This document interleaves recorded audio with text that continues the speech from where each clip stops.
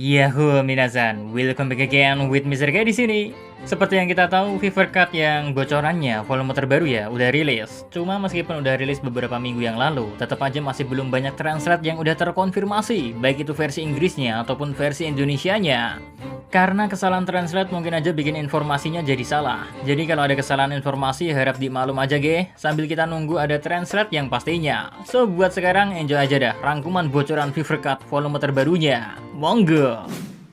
Yang pertama, ada data dari para Tobiropo yang dikonfirmasi kalau semua Tobiropo adalah pengguna Haki Ken Bunsoku dan Haki Busosoku. Jadi, buat yang awalnya ngeraguin kalau para Tobiropo gak bisa ngegunain Haki, nih udah ada konfirmasi langsung kalau mereka semua ternyata bisa ngegunain Haki. Sementara buat nilai bounty-nya sendiri, paling tinggi adalah Wuzbu yang punya nilai buronan sebesar 546 juta berry. Terus ada Black Maria dengan 480 juta berry, lalu Sasaki 472 juta berry, baru ada Ulti 400 juta berry, dan terakhir ada Pegwan dengan 290 juta berry. Menariknya, di sini juga ada informasi tentang timeline para Tobiropo. Cuma untuk waktu yang pasti belum ada konfirmasi. Kayak Black Maria yang ternyata lahir di Wano Kuni dan sekarang berusia 29 tahun. Lalu entah kapan karena belum ada konfirmasi waktunya, akhirnya Black Maria bertemu dengan Kaido dan memutuskan bergabung ke Beast Pirates. Terus entah berapa tahun setelah bergabung, barulah Black Maria diangkat jadi Tobiropo. Dari sini kita tahu kalau semua orang pada awal bergabung ke Beast Pirates gak langsung mendapatkan posisi. Mereka melewati beberapa tahapan hingga akhirnya mendapatkan promosi. Hal itu juga yang sepertinya nyebabin Ulti buat nyuri 2 buah iblis dari Kaido, agar dirinya dan adiknya bisa bertahan dan gak jadi pasukan biasa di Beast Pirates. Well, waktu baca informasi ini, Mr. K agak kasihan juga sama Kaido. Soalnya entah udah berapa buah iblis yang hilang, padahal meski sekelas Yonko aja, pastinya bakal tetap kesusahan untuk dapetin buah iblis. Kalau dihitung sama yang dicuri Ulti, total udah 3 buah iblis yang hilang dari tangan Kaido, yaitu Inu Inu Nomi model Oguchi no Makami yang gak sengaja dimakan oleh Yamato, terus 2 Ancient Zuan Ryu Ryu Nomi yang dicuri sama Ulti. Kasihan. Oke, balik lagi tentang informasi seputar Black Maria. Di Fever Card volume ini juga dikonfirmasi kalau Black Maria lah yang memulai Red Light District atau distrik kesenangan. Tapi sayang belum ada konfirmasi waktu tentang kapan pembuatan tempat enak-enak ini. Yang jelas kalau kalian lupa ya, tempat ini adalah tempat yang bikin Sanji sempat lupa sama misi yang dipegangnya. Next kita masuk ke data tentang para All-Star, dimana dengan keluarnya bounty milik King, jelas sudah kalau 3 komandan terkuat di Beast Pirates emang punya nilai buronan di atas 1 miliar berry. But sebelum ngebahas King, kita bahas tentang Jack dulu, dimana ada informasi tentang bagaimana cara Jack berpikir. Yang mana ternyata Jack memang menyukai cara kekerasan untuk menyelesaikan masalah, tapi ternyata Jack juga tetap menilai terlebih dahulu situasinya, apakah kekerasan bakalan efektif untuk digunakan atau kagak.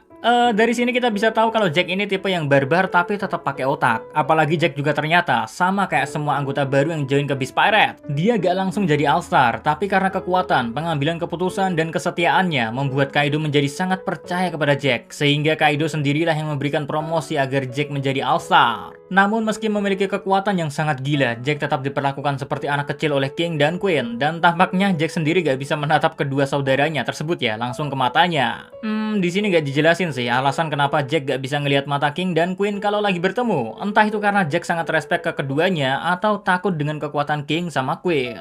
Lanjut ke hal menarik lain tentang Jack, meski seperti acuh dengan para anak buahnya ya, tapi Jack sendiri dikonfirmasi memiliki sifat leadership yang sangat hebat. Dia bisa bertindak dengan cepat dan benar, sehingga bisa mengkoordinasikan para anak buahnya jika terjadi sesuatu. Hal ini juga kayaknya yang ngebuat Jack diizinin punya armada sendiri, karena emang dari kekuatan dan kepemimpinannya, Jack harusnya sangat layak menjadi seorang kapten. Sayang aja di atas langit masih ada langit, di atas Jack masih ada banyak bajak laut kuat lainnya, makanya orang sekuat Jack aja cuma jadi komandan pasukan di bawah Kaido di New World. Next ada informasi tentang Queen yang dikonfirmasi pernah menjadi bagian dari tim penelitian ilegal bernama Mets. Sayangnya di versi translate-nya masih belum ada konfirmasi waktu tentang kapan tepatnya Queen bergabung dengan Mets. Anyway, setelah Queen memutuskan keluar dari Mets, barulah dia bergabung ke Beast Pirates dan akhirnya dipromosikan menjadi All-Star. Semua momen itu terjadi sebelum Kaido akhirnya memilih Wano sebagai wilayah kekuasaannya. Next, data tentang King, di mana dia dikonfirmasi memiliki nilai buronan sebesar 1,39 miliar berry, yang berarti King punya nilai bounty yang lebih besar dari Marco. Hal ini juga ngebuat King jadi komandan pasukan Yonko dengan bounty terbesar yang kita ketahui. Tapi jangan lupa, kita masih belum tahu berapa nilai bounty yang dimiliki oleh anak buah Shanks. Soalnya masih ada kemungkinan kan kalau Ben Beckman punya nilai bounty yang lebih besar dari King. Lanjut, King juga dikonfirmasi sebagai tangan kanan dari Kaido dan pemimpin dari All Star. Plus di sini juga dikasih tahu kalau seluruh tubuh King termasuk wajahnya emang ditutupi oleh pakaian hitam. Jadi kita emang belum melihat wajah dan tubuh asli dari King. Menariknya, alasan bergabungnya King dengan Beast Pirates adalah dikarenakan King terpukau dengan kekuatan yang dimiliki oleh Kaido. Terus di sini juga dikonfirmasi kalau ras King yaitu Lunaria emang jadi salah satu ras yang gak ada di Totland. Makanya Big Mom ngebet banget buat dapetin King. Terus yang cukup mengejutkan lagi adalah informasi tentang King yang dikonfirmasi menemani Kaido yang berkeinginan untuk datang ke perang besar Marineford. Cuma di sini juga dijelasin kalau keduanya ditahan oleh bajak laut Akagami. Wow, sangat menarik bukan? Berarti 2 tahun yang lalu Kaido memang berniat atau malah udah berangkat buat ngeramein perang besar di Marineford. Sayangnya dia ditahan oleh bajak laut Akagami. Tapi di sini gak ada konfirmasi kalau mereka itu bertarung. Kalau dilihat dengan Shanks yang bisa tiba-tiba ada di Marineford tanpa mendapatkan luka sama sekali, harusnya itu juga cukup jadi bukti kalau mereka emang gak bertarung. Cuma kalau emang mereka gak bertarung, apa yang sebenarnya terjadi? Sampai orang sekeras kepala dan suka bertarung kayak Kaido bisa mau balik lagi ke negeri Wano. Aduh, Mr. K jadi penasaran sendiri nih, apa yang Shanks tawarin ke Kaido sampai dia berhasil ngebujuk orang seperti Kaido buat gak datang ke perang Marineford. Belum lagi niat dari Shanks juga harus dipertanyakan bukan? Sebenarnya kalau kita pikir-pikir, kenapa Shanks harus ngeberhentiin Kaido? Apakah hal itu dikarenakan sama karakter Shanks yang mau diperlihatkan cinta perdamaian? Atau bisa juga Shanks tahu kalau Kaido datang ke Marineford, hal itu bakalan ngeganggu keseimbangan dunia? Karena udah gak bisa dibayangin dah, berapa orang dari pihak Marineford yang bakal menjadi korban. Dari sini Mr. K sendiri jadi berpikir cukup liar dan pengen nyoba nyambungin ini sama alasan kenapa tentara revolusioner gak datang ke Marineford. Karena harusnya kalau emang salah satu tujuan tentara revolusi adalah mengalahkan angkatan laut, momen perang tersebut harusnya menjadi momen paling menguntungkan bagi tentara revolusi. Tapi mengingat mereka gak datang dan malah mereka terlihat di Arc Reverie, berarti besar kemungkinan kalau tentara revolusioner sebenarnya gak masalah dengan keberadaan dari angkatan laut. Mungkin mereka keberatan dengan orang yang berada di belakangnya, entah itu Im Sama, para Gorose, atau Tenryubito. Yang jelas mereka berniat membersihkan hal tersebut. Jika emang niat pasukan revolusi seperti itu dan Shanks juga lebih memilih membujuk Kaido untuk gak datang ke Marineford, apakah tujuan dari Shanks dan pasukan revolusi itu sebenarnya sama? Atau lebih simpelnya begini, tujuan Shanks dan Monkey D. Dragon sama? Waduh, jadi makin pusing sendiri emang kalau udah ngebahas hal kayak gini. Udahlah, lanjut, fokus lagi ke informasi di Fever Cut-nya. Sekarang kita bahas tentang Kaido yang dikonfirmasi sebagai makhluk terkuat yang menginginkan kehancuran dunia yang membosankan ini. Kaido kehilangan harapannya kepada dunia One Piece karena daya tahannya yang gak tertandingi sehingga gak ada yang bisa membunuhnya. Kaido pernah kalah 7 kali, 18 kali dia ditawan, terus lebih dari 1000 kali dia disiksa, hingga 40 kali percobaan eksekusi mati, tapi semua itu gak berhasil buat dia mati. Bahkan terakhir kita tahu kalau Kaido berniat bunuh diri dengan cara lompat dari ketinggian 10.000 meter, tapi meski udah mencoba seperti itu pun, takdir berkata lain karena Kaido masih belum diizinkan untuk mati. Semua hal itulah yang ngebuat Kaido kehilangan harapan dengan dunia, sehingga Kaido memilih untuk mencari senjata kuno, menyebarkan smile dan mencari One Piece dengan impian kalau semua hal itu bisa dia dapatkan, maka Kaido akan berhasil membuat dunia yang dipenuhi kekerasan, sehingga nantinya dunia tersebut bisa ngebunuh Kaido. Makanya dikonfirmasi juga kalau alasan dari Kaido mengejar One Piece adalah dikarenakan dia ingin terciptanya perang terbesar yang pernah ada di dunia.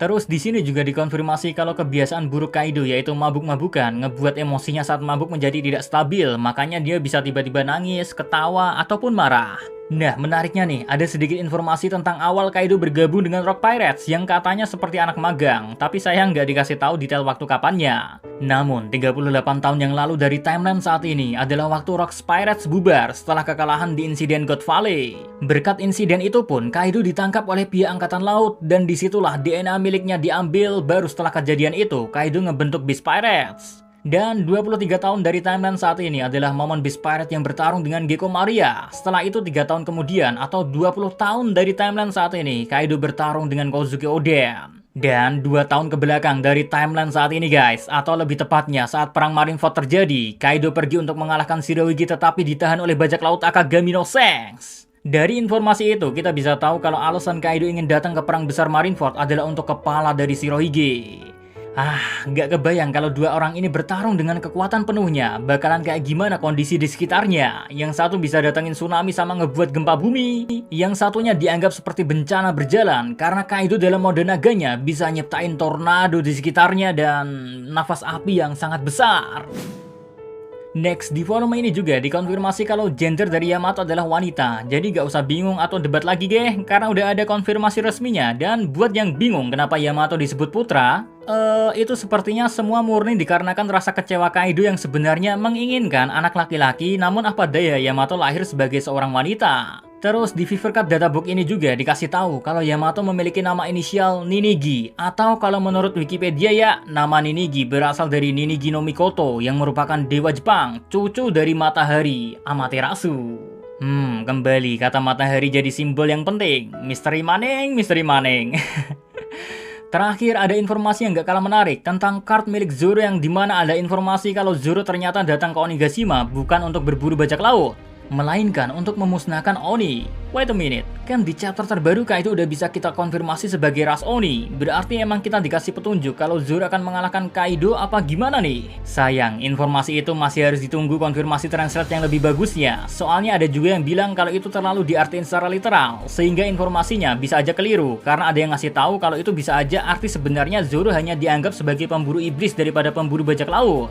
Jadi Zoro bukan emang datang karena mau membasmi iblis, tapi Zoro yang sedang bertarung di Onigashima dianggap lebih seperti pemburu iblis dibandingkan pemburu bajak laut. Well, karena Mr. K juga gak ngerti bahasa Jepang, jadi kayak masih harus sabar buat nunggu versi yang benernya. Terus sebenarnya bukan cuma itu aja informasi yang ada di kartunya Zoro, tapi ada juga informasi kalau Shimotsuke Kozaburo dikonfirmasi sebagai orang yang mendirikan kampung halamannya Zoro. Well, informasi yang terkesan gak penting karena kita udah tahu Kozaburo emang yang buat desa Shimotsuki kan. Tapi kalau kita sadar Zoro yang dikonfirmasi lahir di desa itu, berarti ngebuat semuanya lebih jelas kalau Kozaburo datang terlebih dahulu, barulah Zoro terlahir di desa Shimotsuki. Terus ada juga tambahan tentang teriakan Snatch yang Zoro ajarkan kepada Momonosuke. Ternyata Zoro diajarkan teriakan itu oleh Shimotsuki Kozaburo. Ya, kalian gak salah dengar kalau Zoro diajarkan langsung oleh Shimotsuki Kozaburo. Hal ini juga kayaknya ngebuat Zoro menjadi pengguna dua pedang. Soalnya besar kemungkinan dia diajarkan aliran dua pedang, barulah setelah kematian Kuina, Zoro membawa pedang Kuina dan menjadi pengguna tiga pedang. Nah, di sini kalau kita hubungkan sama Shimotsuke Ushimaru yang ada di chapter 1024, kita juga bakalan sadar kalau Shimotsuke Ushimaru adalah pengguna dua pedang. Wah, apakah ini semua hanya kebetulan belaka? Atau memang Zoro yang terlahir di desa Shimotsuki adalah keturunan asli dari klan Shimotsuki? Wow, emang cukup menarik di pekan databook volume terbaru ini. Banyak informasi penting yang mulai dijelaskan, semakin ngebuat kita bertanya-tanya sekaligus tambah bikin penasaran. So segitu aja dulu buat rangkuman Fever Cut spoiler volume terbarunya guys. See you again next time. Adios sekarang Milos, stay safe everyone, salam.